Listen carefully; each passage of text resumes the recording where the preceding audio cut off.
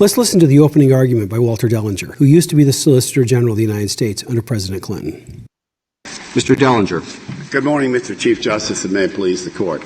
The Second Amendment was a direct response to concern over Article I, Section 8 of the Constitution, which gave the new National Congress the surprising, perhaps even the shocking power to organize, arm, and presumably disarm the state militias.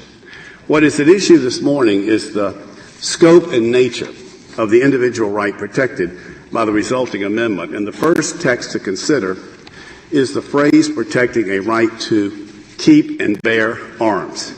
In the debates over the Second Amendment, every person who used the phrase bear arms used it to refer to the use of arms in connection with militia service.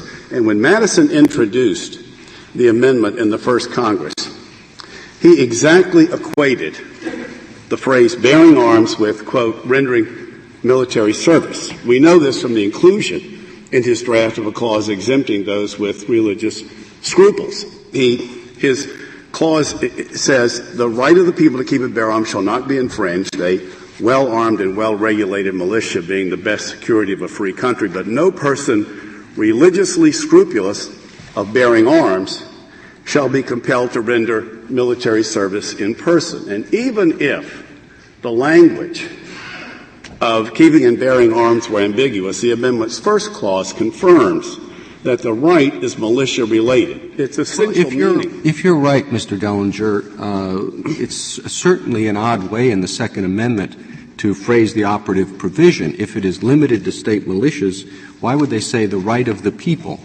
In other words, why wouldn't they say state militias have the right to keep arms?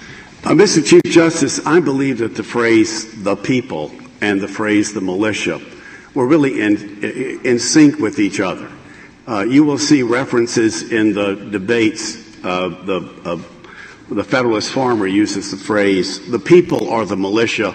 The militia are the people. If that's right, doesn't that cut against you? If the militia included all the people, doesn't the preamble that you rely on not really restrict the right much at all? It includes all the people. Yes, I do believe it includes all the people in the sense of Verdugo Riquidez, all those who are part of the polity.